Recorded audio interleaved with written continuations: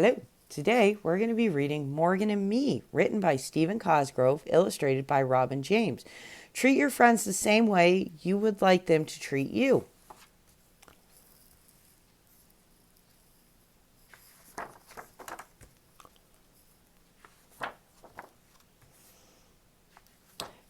Do you ever lie on your back and gaze at the sky, wishing you were something other than you are? In a far corner of the land of later, there was a beautiful princess who was always dreaming of being someone other than herself.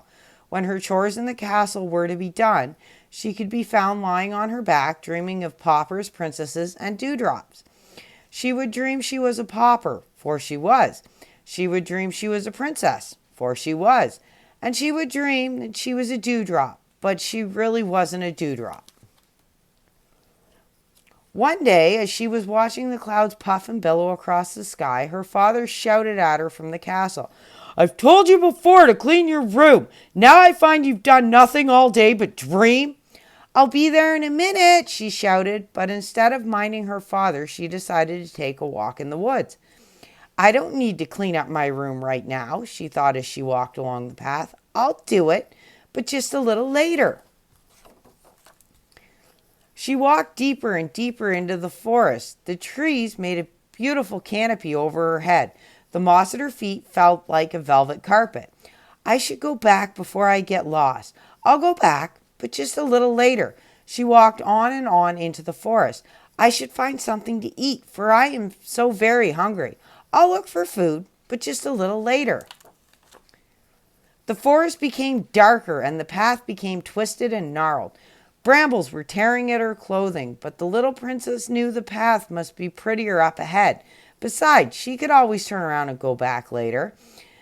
As she walked farther, the dark shadows began closing in around her. After what had seemed like hours and hours of walking, she saw a glimmer of sunlight streaking through the branches.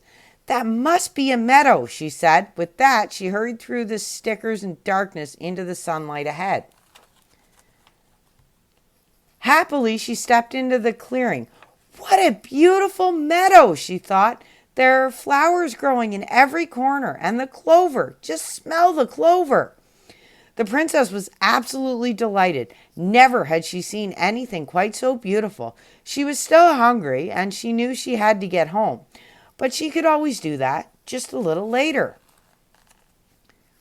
She was having so much fun that she had run around the meadow nearly 4 times before she noticed a large shape leaning against a tree. She stopped and looked. Standing next to the tree was the largest unicorn she had ever seen. The princess was a little frightened. She had always loved horses, zebras, and giraffes, and a unicorn was much like a horse.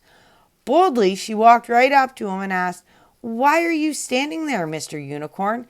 Then she noticed that the unicorn's beautiful pearl horn was caught in a branch of the tree. "My name is Morgan," he said, "and if you have a moment, I will tell you my tale." It seems that Morgan was a fun-loving and playful unicorn. Day after day, he would play tag with the bumblebees in the meadow. One day, as he was frisking about trying to catch a bumblebee, one landed right on his horn. Morgan was shocked at having the bumblebee so close, and he looked up to see what it was doing. Now, we all know that if we don't watch where we're going, we'll run into something. Sure enough, Morgan ran right into the tree and stuck his horn into the branch. Desperately, the bumblebees gathered around and tried to set Morgan free, but it was to no avail. Morgan was left all alone in the shadow of the tree, helplessly stuck. Morgan asked the little princess if she would free him. If she would only help, Morgan promised to be hers for all of his days. The princess thought for a moment and said, "I'm sorry you got stuck in the tree, Morgan. I know I should help you, and I will, but just a little later." Thoughtlessly, the little princess played at her leisure, and when she became bored, she decided that she would help Morgan. She found a very thorny rose bush and carefully broke off a branch. Gently, she climbed up on Morgan's back and, using the rose branch as a saw, began to cut through the limb. At last, Morgan was free! Morgan was very grateful, even though the little princess had taken her time. Morgan followed her obediently through the clover. The little princess was having so much fun that she didn't see the lily pond in the middle of the meadow. Slipping on the bank, she fell headlong into the water. Coughing and sputtering, she crawled onto a lily pad and called for Morgan to help her. Morgan tossed his mane, smiled a wise smile, and said, "Oh, I'm sorry you fell into the pond, Princess.